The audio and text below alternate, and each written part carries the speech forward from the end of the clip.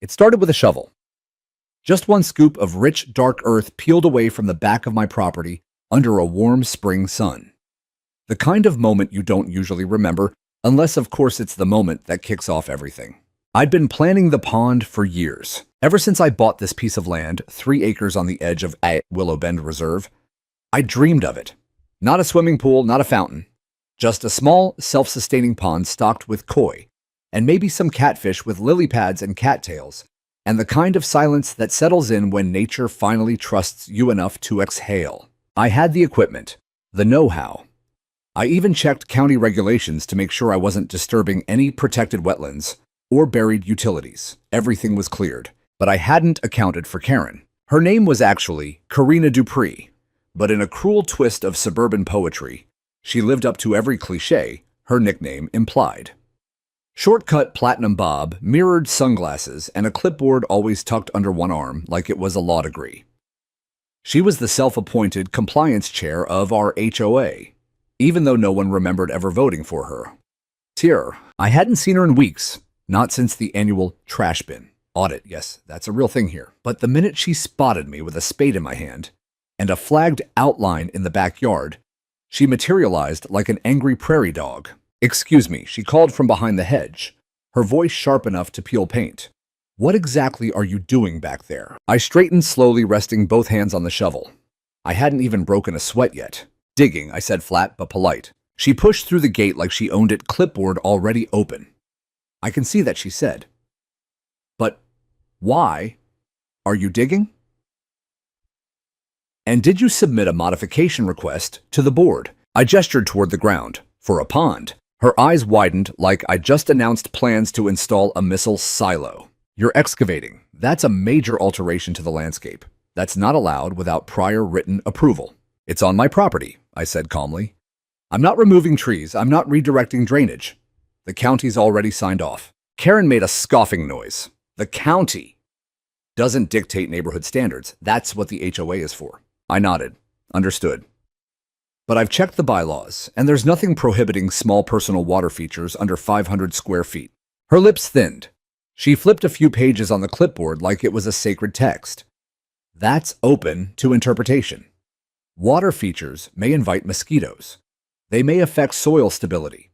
They may decrease neighborhood harmony." "Harmony," I echoed. Karen stepped closer. "I'm going to need you to stop immediately. If you continue digging without board approval, you'll be cited." I took a long breath, looked out across my land.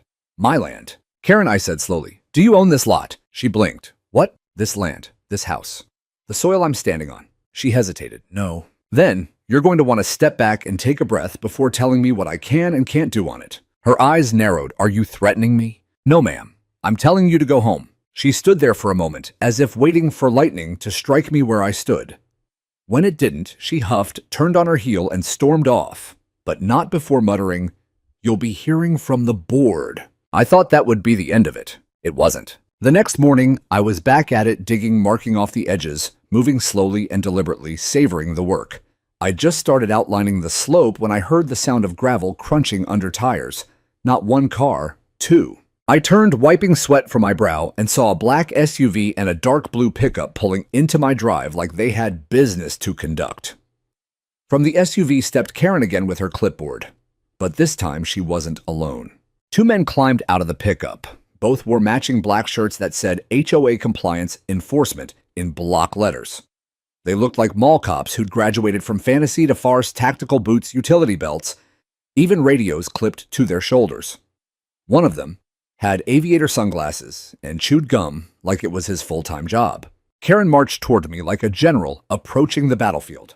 "Mr. Langston," she called out, "you've ignored multiple verbal warnings.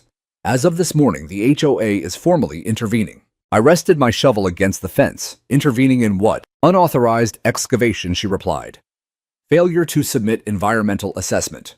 Violation of Article 7, Section 3. Again, I said that section doesn't apply to water features under 500 square feet. "Interpretation rests with the board," she snapped. "And the board has decided your project is non-compliant." One of the compliance guys stepped forward, arms folded. "We're going to have to ask you to stop work and step away from the dig site." I stared at him. "Do you have a warrant?" He blinked. This isn't a criminal investigation. This is HOA business. Then you don't have jurisdiction on my property. Karen stepped in. Refusal to comply will result in additional fines and potential legal action. I raised both hands slowly, then pointed to my house. Karen. I've lived here for 10 years. I've paid every HOA due. I've kept my lawn trimmed, my fence painted, and my trash bins behind the gate. And in all that time, you've fined me twice for a flower box, and once for leaving holiday lights up past New Year's. Correct, she said proudly. But here's what you don't know, I said, my voice quieting. Karen tilted her head. What's that? I smiled. You're standing on land you don't own. In front of a man who not only owns this property, but also the office you hold your precious HOA meetings in. Her mouth fell open. I kept going. And while we're on the subject, how's your rent coming along? She blinked. What? You know that cozy little bungalow you rent on Aspen Ridge? The one with the arched windows and lemon tree in the back. She didn't respond. I leaned in slightly. I'm your landlord, Karen. Silence. The two compliance goons glanced at each other, visibly confused. So, if you want to keep your clipboard, your fake security team, and that roof over your head, I suggest you walk back to your car and reconsider how you want this to play out. Her lips moved, but no sound came out. I turned away, picked up my shovel, and drove it deep into the soil with one clean stroke. Right where the pond would go. Right where her power ended. For the rest of that day, I didn't hear a peep from Karen. Not a knock, not a note, not even an email with a freshly highlighted bylaw she'd conjured from her ever-growing handbook of imagined rules. She disappeared, leaving behind only the dust from her SUV's tires and the awkward memory of her two enforcers blinking in disbelief when I told them I owned the HOA building. I figured naively that her silence was surrender. I gave her too much credit. By sunrise the next morning, I was back in the backyard, boots in the damp soil, my shovel resting nearby as I mapped the trench line for the water inflow. The pond wasn't just a hobby, it was a dream.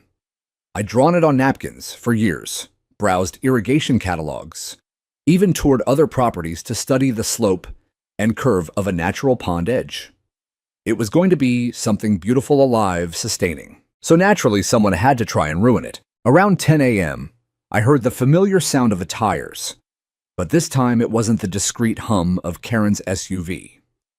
This time it was louder gravel spitting in every direction, an aggressive engine purring with entitlement. I looked up from the flag markers just as a third vehicle, an older black Suburban, rolled in behind the other two. The convoy had returned. Karen stepped out of the lead car dressed in a navy blazer, now as if the outfit might confer real authority. Behind her, the same two compliance enforcement officers got out this time, with matching clipboards and a more serious posture. But it was the driver of the Suburban that caught my attention. He was tall, late 40s, wearing a polo shirt with a gold HOA emblem embroidered on the chest and a radio on his hip. His sunglasses were mirrored, and his walk had the stiff arrogance of someone used to faking authority without getting called on it. Karen saw me staring and smiled like a predator who'd brought a bigger predator to dinner. This is Mr. Simmons, she announced, head of regional compliance. He's here to formally issue the HOA's cease and desist directive on your excavation project. Mr. Simmons approached with all the gravitas of someone who'd watched too many courtroom dramas. Sir, he began, you've been warned multiple times that this construction is in direct violation of HOA Code 7.3. You've failed to submit necessary documentation for landscape modification and have ignored compliance intervention. As of this morning, we are escalating this to a formal enforcement action. Is that right? I said, arms crossed. It is, he said, pulling out a thick white envelope and holding it out like a summons. This is your final notice. Failure to comply will result in legal penalties and mandatory property review. I didn't take the envelope. Karen stepped in, her voice too bright. We're trying to be reasonable here. We don't want this to turn into something larger. I turned to Mr. Simmons. Can I ask you something? He nodded, clipboard still out. Are you an attorney? No, he said. Law enforcement. He hesitated. No. Then, you don't have the authority to serve legal anything. And this, I tapped the envelope, is nothing more than a piece of paper with scary fonts on it. He blinked. Let's talk about your badge, I added, pointing to the gold HOA emblem on his shirt. You know impersonating a government official is a felony in this state. His jaw twitched. This isn't impersonation. This is private governance, Karen chimed in. You don't have the right to obstruct an HOA enforcement official. I raised an eyebrow. You're standing on my land, uninvited, for the second time. Karen opened her mouth, but I held up a hand. Let's make a few things clear for the record. First, this pond is under 500 square feet, which according to your own outdated HOA charter, doesn't require a permit. Second, the county inspector already signed off on the dig and runoff plan. Third, I have emails dating back 5 years that prove the HOA has never enforced this clause against any other homeowner. Mr. Simmons started to speak, but I kept going. And fourth, I said, turning slowly toward Karen as I explained yesterday, I am your landlord. Her eyes flared. I pulled a manila folder from my back pocket and opened it in front of everyone. Lease agreement, Unit 12B Aspen Ridge, signed by Karina Dupree. Witnessed, notarized, monthly rent paid through a holding account I own, which means effective immediately. I pulled out a second paper, a notice printed in bold red ink. You have 30 days to vacate the premises. Karen took a half step back. You're evicting me. I'm enforcing compliance, I said, stone-faced. Mr. Simmons cleared his throat. This has nothing to do with— Oh, but it does, I interrupted. You see, I also own the building your precious HOA office is renting. I checked the lease last night. You're 4 months into a 5-year term with an early termination clause I can trigger at will for misuse of premises or unlawful activity. Karen went pale. So let me ask you, I said, voice low and level, do you want to keep pressing me about a pond, or do you want to pack up your flyers and get off my land before I start calling real law enforcement? Nobody spoke. One of the compliance officers looked like he might bolt at any second. Mr. Simmons shifted his clipboard to his other hand like it might shield him. Karen's voice, when it returned, was brittle. You can't just— I can, I said. And I did. I dropped the envelope at her feet. Now leave. While you still can do it with your dignity halfway intact. They left, not with the drama of screeching tires or shouted threats, just quietly, awkwardly, their little parade falling apart one slow footstep at a time. When the last car was gone, I stood alone in the driveway, the sun warm on my face and the shovel back in my hand. One more scoop, just for emphasis. The dirt gave way easy and soft, and I smiled, because I wasn't just digging a pond. I was digging the grave for every ounce of false power they thought they had. 2 days passed. I spent them outside, shovel in hand, moving earth with a quiet steadiness I hadn't felt in years. There was something meditative about it. The scrape of metal into soil, the arc of a full spade, the slow transformation of raw land into something with form and intention. The pond began to take shape, a gentle oval tucked into the lower third of my lot, where the ground naturally sloped and the morning sun hit just right. Word traveled faster than I'd expected. By the third morning, I had 3 neighbors stop by, 2 to offer help, 1 to offer a cautious nod of support before rushing off with her dog. People were watching. The air had changed. Something long dormant in this neighborhood, a buried sense of curiosity, or maybe courage, had begun to stir. So naturally, Karen had to strike again. It was just before noon when I heard the knock. Not the firm, polite kind. No, this was a hammering, relentless staccato that practically dared the door to stand up to it. I wiped my hands, stepped through the house, and opened the front door to find Karen standing there, flanked by the same 2 compliance enforcers from before, though this time they looked less sure of themselves. Their uniforms were slightly different new patches sewn on fresh logos on the sleeves. They'd rebranded themselves. Now it said WAPT HOA Protection Division.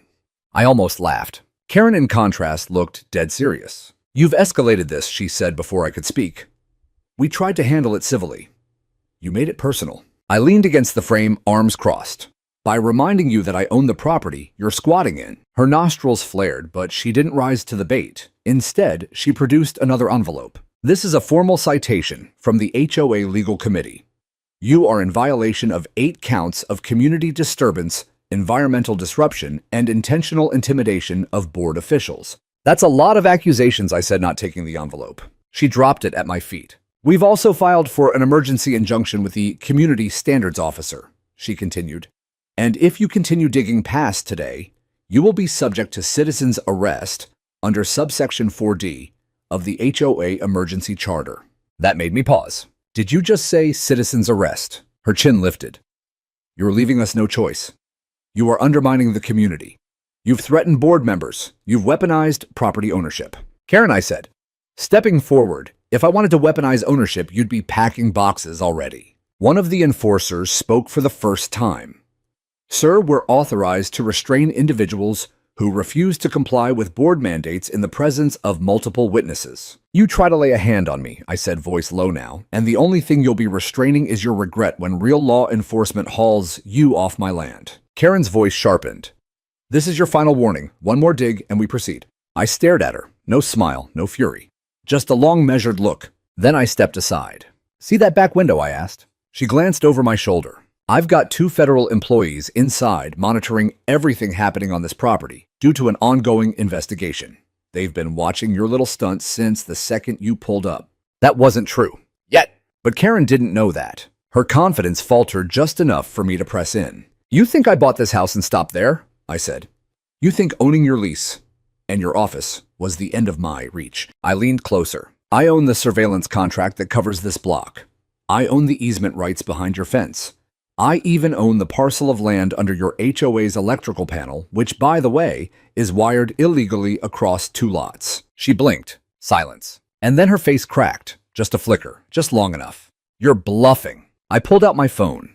Not to make a call, just to tap the screen and let her see the satellite image I'd queued up. 3 parcels, my name on each. Her jaw clenched. This isn't over. You're right, I said. It's not. Because tomorrow morning I'll be filing a restraining order against you for harassment, unlawful intimidation, and trespassing. Karen took a step back, her voice dropping to something almost venomous. This neighborhood will turn on you. You don't belong here. I've been here longer than you. I just don't shout about it on next door to all. The enforcers shuffled uncomfortably. One of them glanced at the gate as if already planning their exit. You've destroyed the fabric of this community, Karen snapped. No, I said quietly. I'm just digging a pond. She opened her mouth, then closed it. Without another word, she spun on her heel, motioned to her little HOA protection division, and stormed off down the front walk. I watched them go, calm as a stone, until their convoy disappeared back down the road. Then I turned, walked through the house, picked up my shovel, and headed straight back to the dig site. I planted my boots in the dirt, drew a slow breath, and lifted the next scoop of earth. And another. And another. Because if they thought intimidation could stop me, they'd have to learn the hard way. I dig deeper. That evening, I stood at the edge of the pond pit, watching the final light melt off the treetops like golden syrup. The hole was taking shape wide even, and framed in a natural slope. It would still need lining plumbing and a proper water source. But it was already a symbol, not just of resistance, but of belonging, of planting yourself in the dirt and saying, I will not be moved. I was tired, bone tired, but satisfied. Then my phone buzzed. It was a text from a number I hadn't used in years. Heard you're in a neighborhood war. Mind if I drop by tomorrow? Bring coffee. Signed. Dennis. Dennis Arnott. He'd been my tenant once, years ago, before I ever moved into this house. An attorney, quiet, sharp, the kind of guy who could slice through a lease with his words alone. After he moved out, we'd stayed loosely in touch. What I hadn't realized until recently, however, was that Dennis had taken a job with the State Division of Community Affairs, the office that regulated nonprofit residential governance boards like HOAs. I didn't need to reply with yes, he was already coming. The next morning, Dennis showed up with 2 cups of black coffee and a messenger bag that looked like it hadn't left his side since law school. We sat on the back porch overlooking the pond. So he said after a long sip, "You finally pissed off the local paper tyrant." I smirked, just by digging. No such thing as just digging. When people think power is a flag they get to wave wherever they go. I explained everything Karen, the compliance goons, the attempted arrest, the fake citations, the escalation tactics. Dennis didn't interrupt. He just listened, brows occasionally twitching as I ticked off each overreach. When I was done, he nodded slowly. She's not just pushing the envelope. She's burning it. She threatened a citizen's arrest. Dennis raised an eyebrow. HOA boards have 0 authority to detain anyone. They're not municipal bodies. They can levy fines if the bylaws are legally intact, but physical enforcement, he shook his head. That's a lawsuit waiting to happen. I leaned back. I already served her the lease termination, and the HOA office's building lease is next. Dennis grinned. You always were patient. Petty, I corrected, but thorough. He opened his bag, pulled out a folder, and slid it across the table. This is their original incorporation file from the county, he said. Filed 13 years ago under a boilerplate template. No amendments since. That's a red flag. Most functioning HOAs update their charters every few years. These folks haven't touched it. What's that mean for me? It means if you challenge them legally, they're standing on sand. Any judge worth their robe would toss half their complaints. I flipped through the pages. Here's the real kicker, Dennis continued. I cross-checked your name with the county's parcel database. You already know this, but the HOA building lease you inherited when you bought that commercial lot, it never got updated with a business use clause. They're technically operating as a corporate entity in a residential zoned lease. I blinked. That's a violation. 3 counts, he said. Want to shut them down? Serve them with a zoning enforcement complaint. It'll flag with the City Planning Commission. By the time they fix it, if they can fix it, they'll be buried in code violations. I exhaled. You know what I like about you, Dennis? I don't smile when I bury people. I laughed. No, I said. You smile afterward. We spent the next few hours drafting formal notice letters. Dennis had the language of subtle vengeance down to a science. Nothing rude, nothing crude, just sentences so sharp they'd leave paper cuts across egos. He also helped me file a public notice of property use, formally listing the pond as part of an approved permaculture project. That single page, signed and notarized, made it illegal for the HOA to interfere without risking charges of environmental obstruction. We faxed 1 copy to the county clerk, emailed another to the HOA's public inbox, and taped a 3rd to my front door right under the brass number plate. At sunset, Dennis left with a wink and a promise to check in after the fallout. But the real storm came the following morning. Karen was back, alone this time. No SUV, no clipboard. Just her standing at the edge of the dig site like someone surveying a battlefield after a failed campaign. I saw her from the kitchen window. She hadn't knocked, hadn't called. She just stood there staring at the pond like it had personally betrayed her. I stepped out. She didn't turn. Are you proud of this? She said quietly. Of embarrassing people. I folded my arms. I'm proud of defending what's mine. This neighborhood used to have standards, she muttered, and now it has freedom. She turned to me then. Her eyes weren't furious anymore. They were something else. Wounded, maybe, or just small. You had no right to embarrass me, she whispered.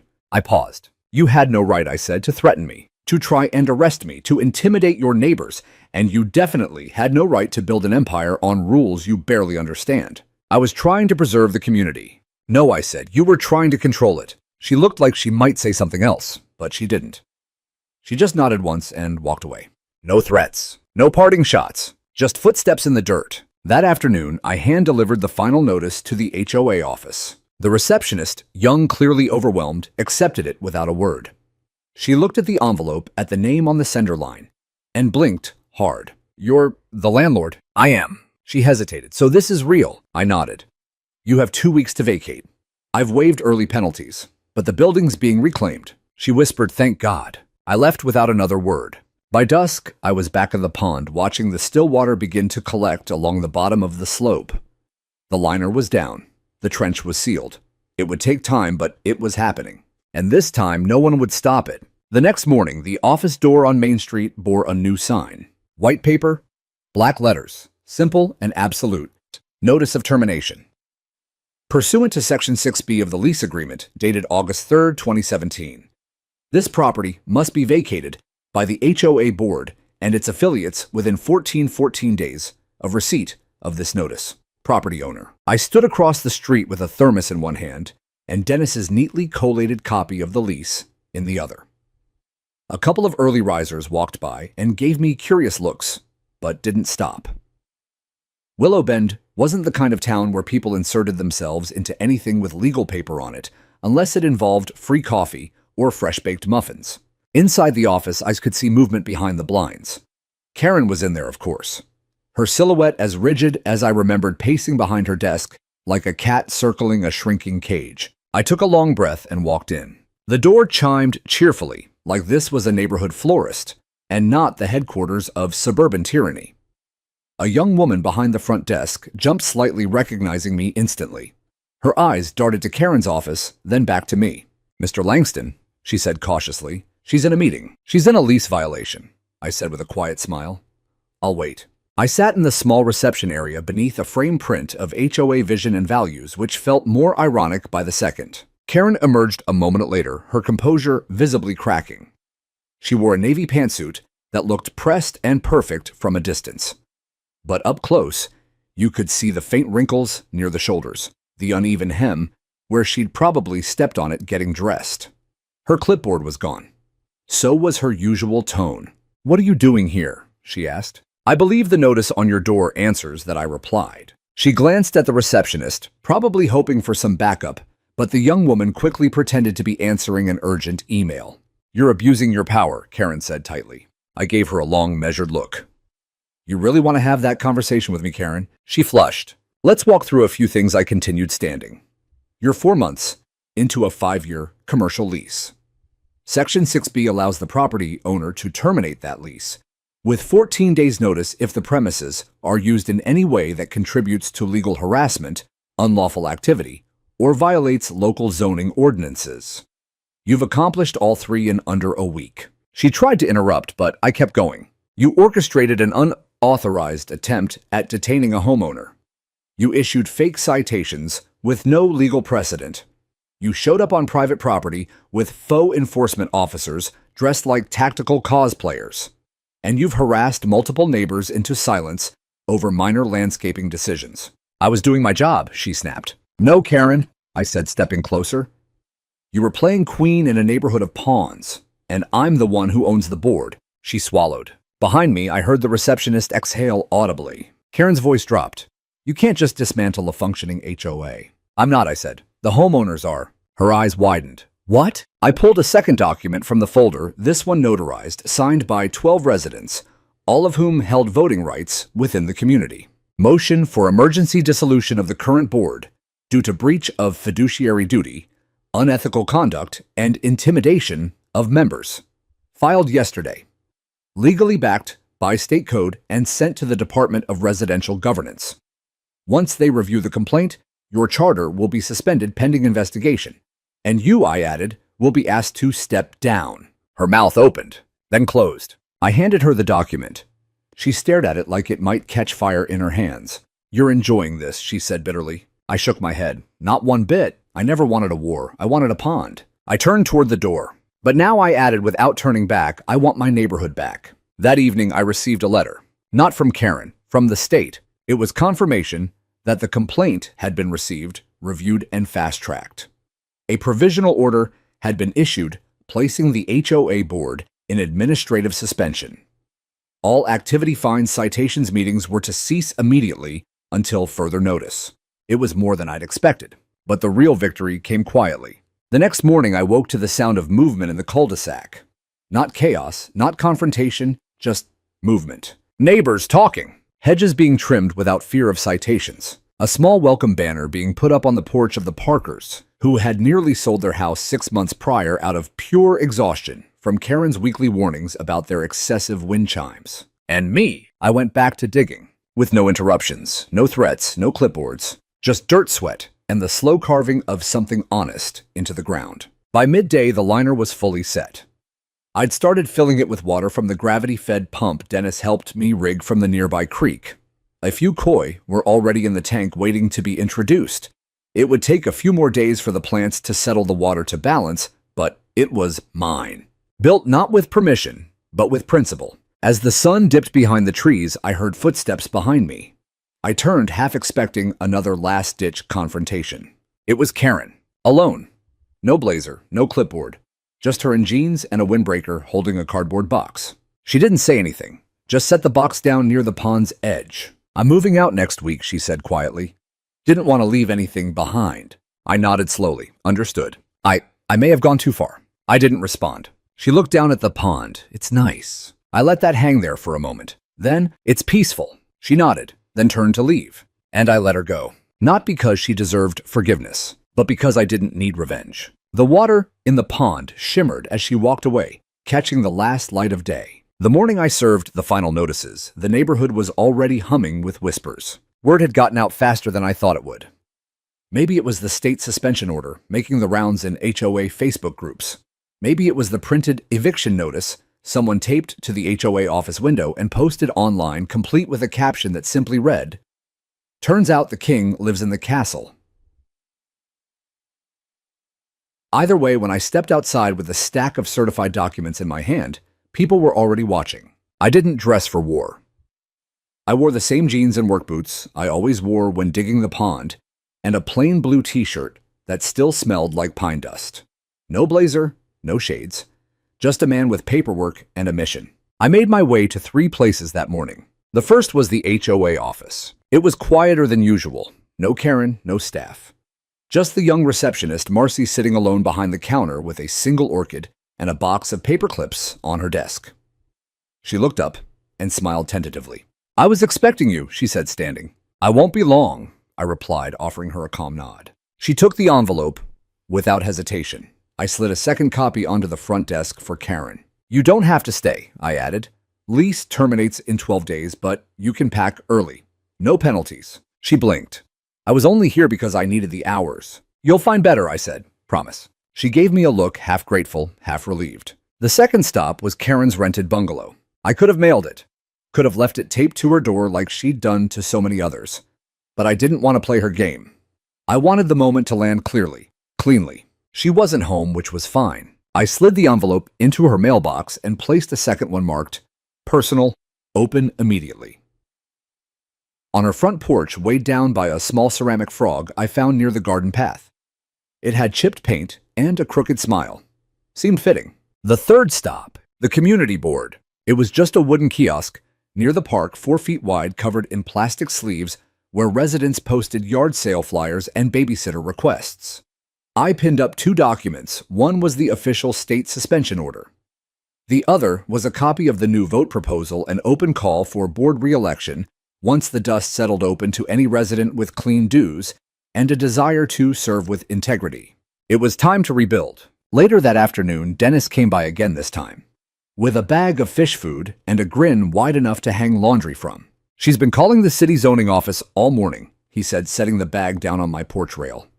"Asked if she could challenge the pond permit. They transferred her. Guess who she ended up speaking to?" "Not you," I said, already smiling. "Oh no." "Worse," he chuckled. "My boss, who drafted the enforcement memo." I laughed out loud for the first time in days. "She hung up mid-sentence," he added. We stood together by the pond, tossing a few flakes into the water, where it had begun to pool with rain runoff. A pair of koi hovered near the center tails, flicking lazily. "She'll be gone soon," I said quietly. Dennis nodded. "She was already gone, just didn't know it yet." He handed me another folder, slimmer than the last. "This one's yours. Final ownership filings. HOA building lease, public easement, reversal pond classification records, all sealed and notarized." I accepted it, not because I needed the reassurance, but because having it in hand made the victory real. "Anything left to do?" I asked. "One thing," Dennis said, smirking. "You still haven't told the HOA they're officially trespassing if they use the office space after next week." I figured the locks might send that message. He laughed. "True." That evening, I sat on my back porch with a beer in hand and a long view of the pond glimmering under the rising moon. The air was thick with crickets and the soft splash of water finding its place. Peace had a texture I'd forgotten, heavy and warm and absolutely quiet. But then headlights. A car pulled up at the front of my drive. Not fast, not aggressive, just steady. I stood, curiosity rising, and made my way around to the front yard. "Karen?" She was behind the wheel of her silver SUV, the engine still running, the window half down. She didn't get out. I didn't wave. We stood there, her in the car, me at the top of the gravel path, for a long moment. "I got the notice," she finally said. I nodded. "Didn't think you'd actually go through with it." "You underestimated me," I replied simply. Her jaw clenched. "I wasn't trying to hurt anyone," she said. "No," I agreed. "You were trying to control them. That's worse." She looked away. "I never wanted this to become personal," she said after a pause. I stepped closer, stopping just out of reach of the headlights. "You tried to arrest me on my land for digging a pond." "It wasn't about the pond," she said. "It was about the principle." "That's exactly the problem." She looked up. "You made the rules about you and forgot they're supposed to serve the people who live here." Another pause. Then quietly, "What happens now?" I considered her for a long moment. "You move," I said. "The board dissolves, the office closes, and the community heals." She nodded once, slowly. Then she shifted the car into reverse and backed out of the drive. No shouting, no threats, just departure. I slept like a stone that night. And in the morning, for the first time since the first shovel of dirt, I dug with no one watching. No Karen, no enforcers, no fake citations, just me, a sky full of blue, and the kind of silence that only comes after you've earned it. The notices had been served. The board had been broken, and the water was rising. It wasn't supposed to be a dramatic event. Just a scheduled HOA board meeting in the town's rented event hall, a beige, windowless room behind the library with folding chairs, a coffee urn that hadn't been cleaned since the Obama administration, and a creaky lectern that wobbled whenever someone leaned on it too hard. But that night it was standing room only. They came in quietly, couples, retirees, tired working parents in polos and denim, each clutching a crumpled copy of the state suspension order or the community notice I'd posted at the kiosk. The chatter was muted, hushed. People weren't just curious, they were ready. When I walked in, heads turned. Some nodded, some smiled. A few patted my shoulder like I'd done something brave, though all I'd really done was not back down. At the front of the room, Karen was already seated. To her right sat two remaining board members, Mrs. Claxton, who once tried to ban wind chimes on the grounds of sonic clutter, and Gerald, a man whose greatest contribution to the HOA was a strongly worded email about children chalking on sidewalks. Karen wore her navy suit, again clipboard in hand, but she looked smaller now. No microphone, no gavel. Just that same smug air of control she'd always carried, except this time it was leaking at the edges. The meeting began on time, technically, but it didn't really begin until Diane Graves stood up. Diane was a former treasurer, voted off the board after questioning 3 months of missing expenditures. That was 2 years ago. She hadn't said a word in public since. Tonight she walked calmly to the front, her heels sharp against the tile, and dropped a thick binder onto the table in front of Karen with a thud that echoed across the room. I'd like to start tonight by presenting documented evidence of financial mismanagement, procedural violations, and abuse of authority by this board, she said, her voice steady, clear.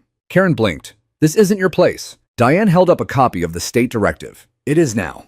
Applause. Actual applause. Karen's mouth opened and closed like a fish out of water. Then Gerald, of all people, stood. I move for a vote of no confidence, he said. Karen whipped toward him, eyes wide. You can't be serious. He didn't look at her. This has gone too far. A second later, someone else called out, seconded. And just like that, the floor opened. One by one, neighbors stood, told their stories. The Smiths, who had been fined for excessive nightlight spill because their porch bulb was too bright. Marcia, a schoolteacher, who stopped hosting her weekly book club after receiving a warning about congregational traffic patterns. An elderly couple who had been denied a variance for a handrail until Karen personally inspected their back steps and declared their mobility issue insufficient cause. And me, I waited, watched, let it build. Then when the silence finally landed between stories, I stood. I don't have a story, I said. You've all seen mine unfold over the past month. I just have a reminder. I held up a copy of the original HOA charter, the one Dennis and I had pulled from county records. This board exists to serve this community. Not to rule it, not to intimidate it, not to profit from it. I looked straight at Karen. You forgot that. All of you forgot that. I stepped forward, handed the charter to Diane, and returned to my seat. Karen tried one last time. Tried to regain control with some muddled explanation about structure precedent and how I was manipulating people with property leverage. But it was over. When the vote came, it wasn't even close. 37 in favor of dissolving the current board. 2 abstentions. 0 against. Karen's face was unreadable. Red, tight. Her knuckles white on the edge of the table.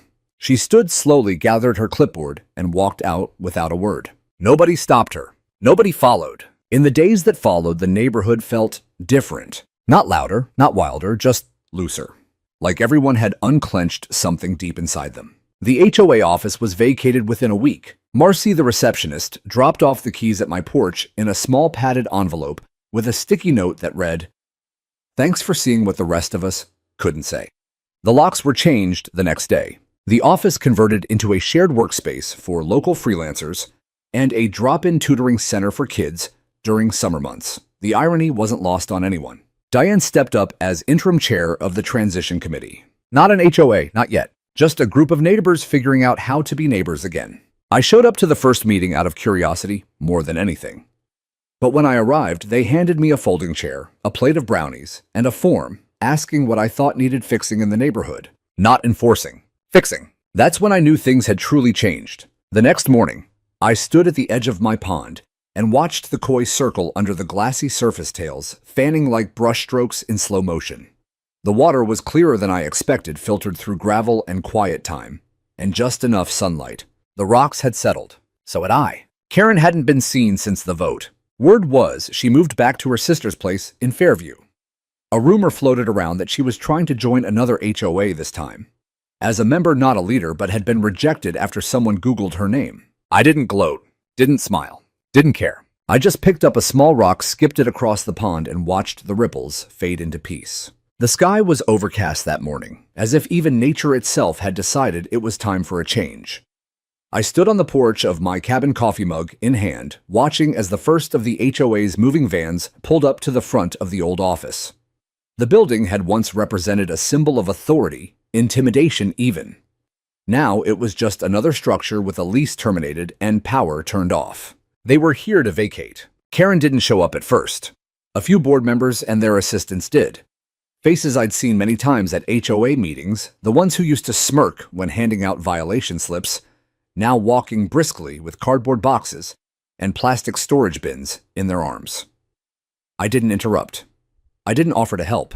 I just watched. Every few minutes, someone would glance over toward me, standing there calm and quiet, no longer the man they thought they could push. The silence between us said everything. They knew now. I wasn't just some homeowner with a shovel. I was the landlord who pulled the floor out from under them. At around 10:30, a dark blue SUV pulled up. Out stepped Karen. She was dressed sharply, as always. Navy jacket heels, slightly too high for gravel hair, pinned into the same exact bun. But her steps weren't sharp anymore. She walked like someone carrying the full weight of consequences. I didn't move. She didn't speak. Karen walked past me with a short glance, lips tight, clutching a set of keys and a folder. She disappeared into the building with the others. It was quiet for most of the afternoon. Just the sound of car doors slamming, tape being ripped from rolls, and the occasional clatter of file drawers being emptied. A few neighbors passed by, slowly whispering to one another, catching glimpses of what was happening. One older man on a morning walk raised his thumb toward me and said, "'Bout damn time." By 3 o'clock, the furniture was gone. Signs were pulled down. The metal HOA Compliance Center plaque that once hung beside the door had been yanked off, leaving 4 empty screw holes behind like scars. Karen came out last. She held a small box in both arms and paused in the doorway. For a moment, she looked around the neighborhood at the houses, the trees, the gravel road winding past the park, and I wondered if she realized how far she'd fallen. From the queen of the cul-de-sac to a woman evicted by the very man she tried to destroy. Then she looked at me. There was no fight in her eyes this time, no smirk, no entitlement, just silence. She walked to her SUV, loaded the box, and shut the trunk with a single echoing thud. The car pulled away without a sound. No honk, no wave, not even a look back. Just like that, she was gone. Later that evening, I unlocked the front door to the old office building. It still smelled faintly of toner and stale coffee, but the air was lighter somehow. I walked the halls, slowly turning off lights one by one until I reached the central meeting room. The whiteboard was blank, the bulletin board empty. In the center of the room, a lone chair had been left behind. I pulled it out, sat down, and let the quiet wrap around me. My boots rested on the same floor that once echoed with Karen's sharp heels. And now all that was left was the sound of wind through the open window. A knock on the frame startled me. It was Dennis. "You good?" he asked. I nodded. "She's really gone," he added, like he needed to hear it aloud. "Office closed, lease terminated, end of the era." I said, then added, "Good riddance." Dennis chuckled and dropped a 6-pack of root beer onto the table. "So what now? You thinking of keeping the space?" I looked around. Maybe. Could be something useful again. Community center, co-op. A place for people to come together, not tear each other down. I liked that he said, popping a bottle cap and raising it toward me. "To peace and ponds." We clinked glass. The air smelled like freedom. The first dragonfly appeared on a Thursday. It hovered just above the water, its gossamer wings catching the sunlight as it darted back and forth like it was testing its claim. I watched from my lawn chair, boots off, toes sunk into the warm dirt. The pond, my pond, was finally complete. After all the drama, the hearings, the threats, and that final satisfying closure of the HOA office, I had done what I set out to do. Dig a pond. Not a political act, not a statement. Just a simple hole in the earth filled with clean water, stones, life, and peace. But it had become something else now. A symbol, a gathering place, a reclaiming of space, not just physical, but emotional. The HOA had taken so much air from our neighborhood over the years that most of us didn't even realize we were holding our breath. Now we were exhaling. That weekend, the neighborhood came alive in a way I hadn't seen in years. It started with just a few folks. Diane and her teenage son brought over a folding table and a couple coolers of lemonade. Dennis showed up in his old straw hat carrying a fishing pole and a bag of tortilla chips. Then came the walkers from 3 houses down, their toddler dragging a plastic duck float behind him. I didn't invite anyone. I didn't need to. They came because something was different. We didn't call it a party. There were no flyers or posted signs. No checklists or permits, just people. Laughter. Folding chairs and barefoot kids and dogs lying in the shade.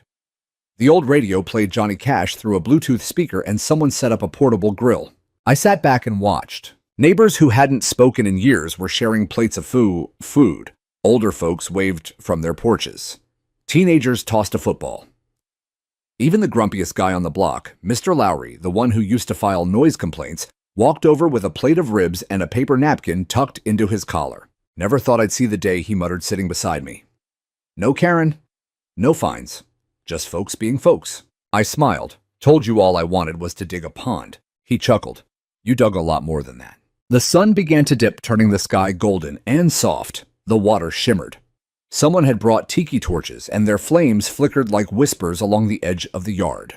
I noticed kids dipping their toes in the shallows, squealing at the fish that darted close to their ankles. That was when one of the younger moms, Stephanie, I think, approached with a plastic tray. These are from all of us, she said, handing me a stack of homemade cards.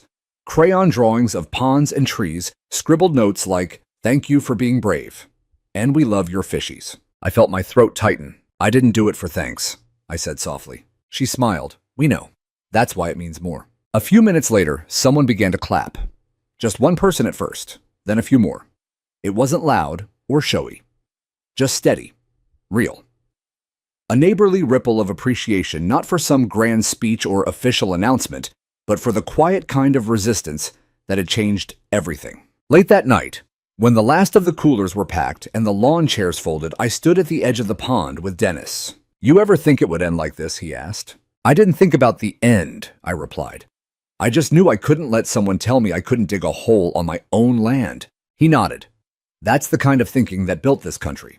I looked up at the stars reflected on the surface of the water, and the kind that'll keep it standing. We stood in silence. Not the heavy kind that came from fear. The good kind. The kind that follows justice. The kind that comes after the noise. After the fight, after the office is closed, and the people return to being just neighbors again. Behind me, I could still hear the faint sound of someone playing a harmonica. Off key, maybe. But honest. The pond was done. The people were free. And for the first time in years, this neighborhood didn't belong to paperwork or power plays or people who mistook authority for ownership. It belonged to us. There's something sacred about silence after a storm. Not the silence of retreat or tension or waiting for the next shoe to drop, but the kind that settles over a place when things are finally right. Not perfect, not without scars, but aligned.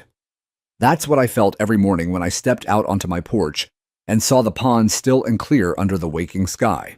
My days found rhythm again. Coffee before sunrise. A short walk along the edge of the pond with my boots kicking up the dew.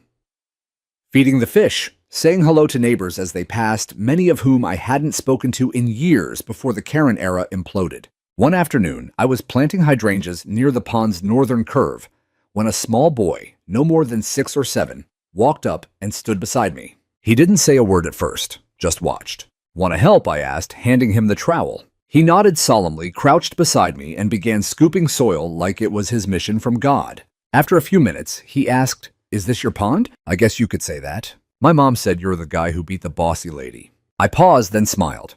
I didn't beat her. I just reminded everyone she wasn't the boss. He looked at me eyes wide as if I'd said something profound. Maybe I had. He shrugged and kept digging. When we were done, I patted down the soil around the new plant and said, "Thanks, partner." He grinned. "Can I come fish here sometime?" "This pond belongs to everyone now," I said, "as long as you treat it right." He ran off hollering for his sister. I sat back and exhaled. That was all I'd ever wanted. Not domination, not applause, just the right to live peacefully, to create something that brought joy, to defend what I had without needing to yell. The old HOA never understood that. They thought power came from policies, from fines and threats and papers on clipboards. But real power is quieter. It's dignity, community, a pond you can sit beside without looking over your shoulder.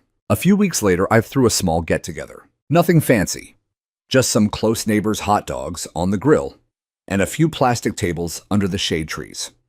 We toasted with lemonade and root beer. Someone brought a homemade cake that read "Happy Pond Day."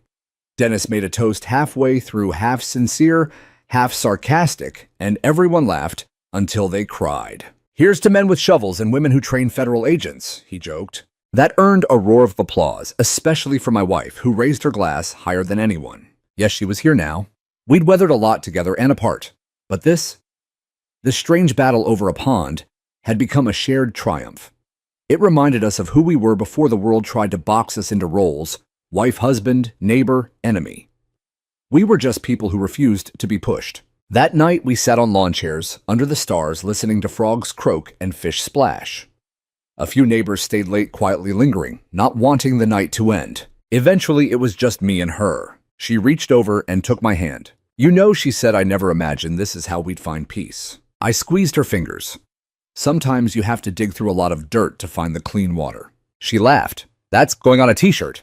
The cabin is quiet now. The war is over. Karen has moved out of the neighborhood, I heard. The old HOA office still stands, but now it's a community space used for craft fairs, potlucks, and the occasional piano recital from Diane's son. The board was restructured into something voluntary and kind. There are still rules, of course, but they're agreed upon, not imposed. They serve us, not the other way around. As for me, I dig when I want to. I fish when I feel like it. And I sit with people not above them, not beneath them, just beside them. We talk about tomatoes, about the weather, about grandkids and gutters, and how the koi are finally breeding. The fight feels far away now, but I haven't forgotten. I remember what it cost, what it revealed, what it healed. And I know this: sometimes justice doesn't look like a courtroom or a headline. Sometimes it looks like a quiet pond and a boy with a fishing pole.